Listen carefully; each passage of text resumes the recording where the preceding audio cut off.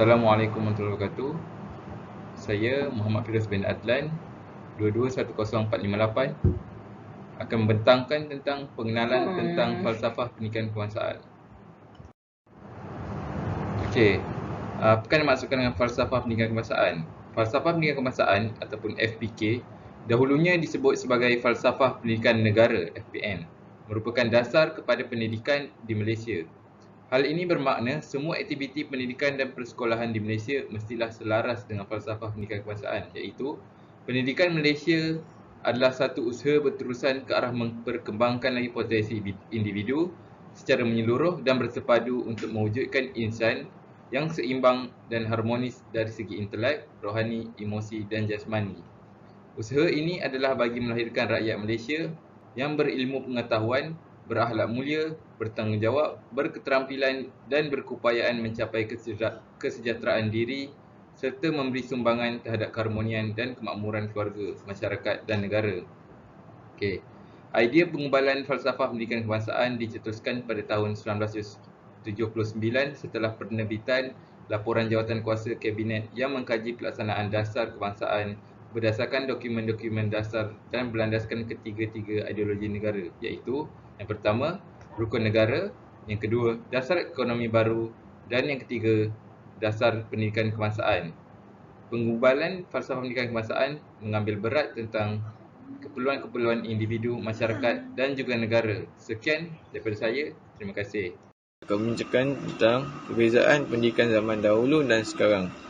Dari segi sistem pendidikan, seperti yang sedia maklum, pada zaman dahulu, sistem pendidikan di sekolah hanya menggunakan papan hitam dan kapur sahaja. Manakala bagi murid hanya menggunakan buku dan pensel. Di situ kita boleh lihat kesungguhan pada murid zaman dahulu kerana mereka sanggup menyalin setiap ayat yang dinyatakan oleh guru. Tips belajar yang paling berkesan adalah melihat, mendengar dan menulis. Hal ini kerana apabila murid menyalin apa yang diajarkan guru, secara automatiknya murid akan mengingati pembelajaran tersebut. Teknologi sekarang jauh lebih baik dari zaman dahulu. Apa yang dimaksudkan adalah pada era sekarang, sistem pembelajaran lebih cenderung kepada penggunaan komputer. Guru-guru yang mengajar pelajarnya hanya menggunakan komputer dan LCD. Kementerian Pelajaran Malaysia telah menyediakan sejumlah komputer kepada setiap sekolah agar pelajar dapat berkembang dengan dunia IT. Bahkan setiap sekolah mempunyai sistem analisis peperiksaan sekolah, SAPS. Seperti yang telah dirancang, SAPS dibangunkan untuk mengumpul, menyimpan dan menganalisis data peperiksaan dalam setiap sekolah di seluruh Malaysia. Seterusnya, dari segi infrastruktur dan kemudahan sekolah. Infrastruktur yang tidak mencukupi menyebabkan pelajar pada zaman dahulu kurang mendapat pembelajaran yang cukup. Bangunan di sekolah pada zaman dahulu kebanyakannya diperbuat daripada kayu dan kawasan sekolah juga kurang selesa, tidak termasuk lagi dengan kemudahan sekolah yang serba kekurangan seperti tandas, surau dan sebagainya. Kekurangan kemudahan sebegini sebenarnya kurang baik untuk pelajar berkembang dari semasa ke semasa. Tapi apa boleh buat kerana peruntukan wang pada masa dahulu tidak dapat menampung keperluan sekolah. Bagi zaman sekarang pula terlebih efisien, iaitu sekolah yang dilengkapi dengan pelbagai kemudahan masa kini. Ruang kawasan surau yang luas dan selesa serta tandas yang cukup. Bezanya dengan zaman dahulu, sekarang ini di setiap sekolah sudah dilengkapi dengan makmal komputer. Kemudahan ini sangat membantu dalam mengetengahkan perisian pembelajaran berkomputer. Walau bagaimanapun, ramai pelajar sekarang telah menyalahgunakan peluang yang ada apabila menggunakan komputer di sekolah. Di samping itu, dari segi budaya di sekolah, pada zaman dahulu, salah satu budaya di sekolah apabila terjumpa guru di tepi jalan menuju ke kelas atau ke mana sahaja kawasan dalam sekolah, pasti akan bantu guru tersebut untuk membawa barangnya ke tempat yang ingin dituju.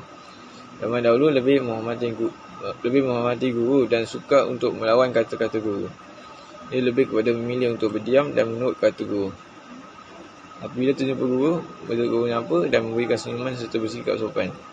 Bukannya ingin dilihat dari segi negatif, tapi memang zaman sekarang jauh bezanya dengan zaman dahulu. Kurang memberi salam kepada guru, apatah lagi senyuman.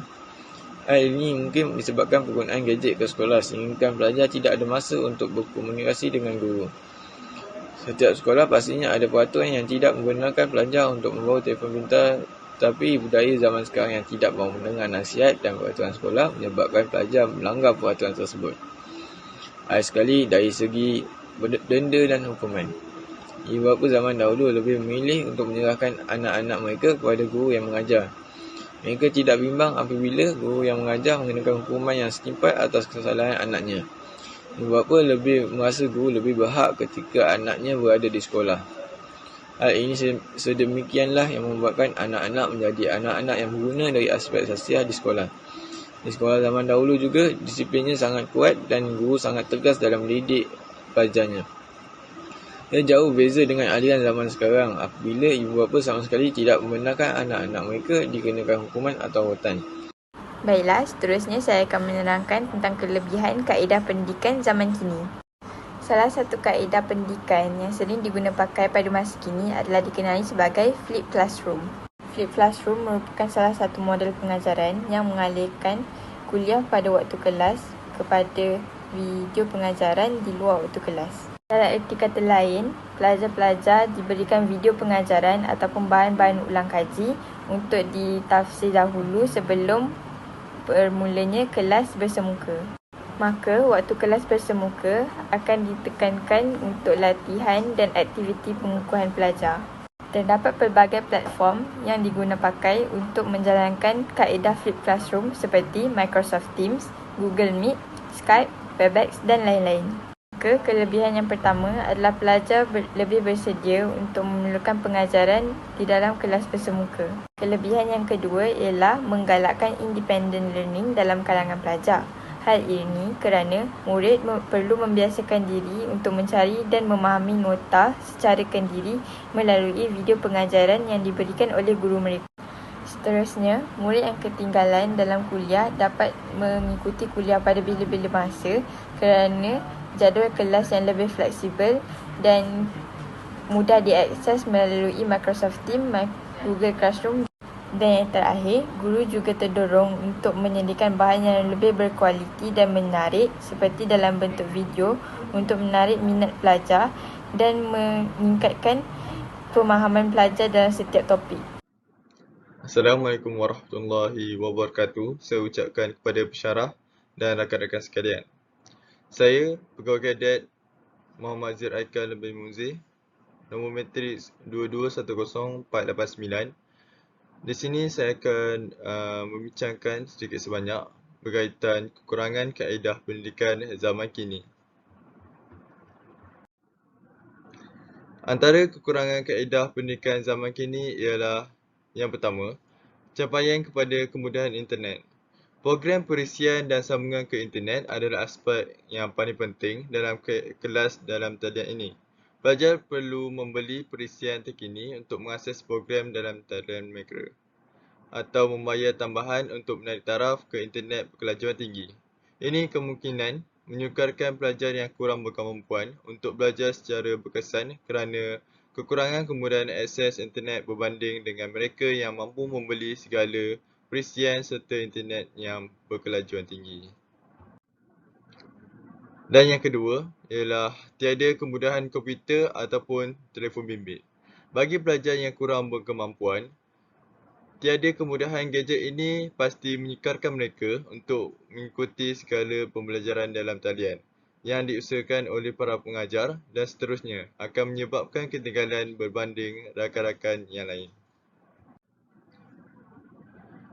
Yang ketiga, suasana pembelajaran yang tidak kondusif untuk pelajar.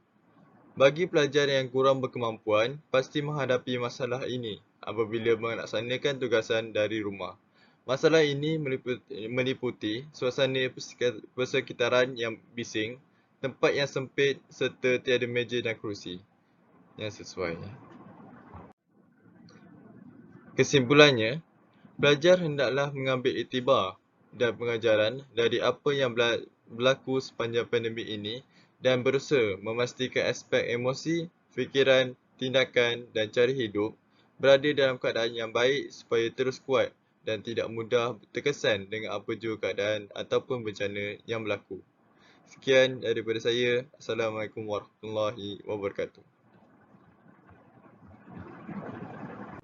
Assalamualaikum warahmatullahi wabarakatuh. Saya Muhammad Arsafi bin Madul Shah, nombor matriks 2210442. Saya akan menerangkan tentang kesan kaedah pendidikan zaman kini kepada masyarakat dan pembangunan negara. Baiklah. Pertama, saya akan menerangkan tentang kesan kepada masyarakat. Jika kesan, pasti terdapat yang kebaikan dan keburukan. Antara kebaikannya adalah terdapat kemudahan internet tanpa had. Pada era zaman moden ni pasti terdapat internet tanpa had. Seterusnya, kebaikan internet sebagai instrumen komunikasi dan kemudahan pendidikan dalam talian. Sekarang kita sebab COVID-19, kita sering melakukan kelas secara online. Keburukannya, antisosial akibat keburukan internet, pengaruh budaya kemalasan dan masalah kesihatan. Pengaruh budaya kemalasan ni antaranya seperti anak-anak muda sekarang pastinya sering melakukan plagiat dalam melakukan esei dalam bahasa Inggeris dan karangan dalam bahasa Melayu. Seterusnya, kesan kepada pembangunan negara. Antara kebaikannya adalah pembangunan negara meningkat. Kedua, melahirkan masyarakat yang pakar IT. Keburukannya adalah melahirkan masyarakat yang malas. Seperti saya beritahu tadi, jika terdapat kemudahan, pastinya terdapat keburukan. Sekian, terima kasih.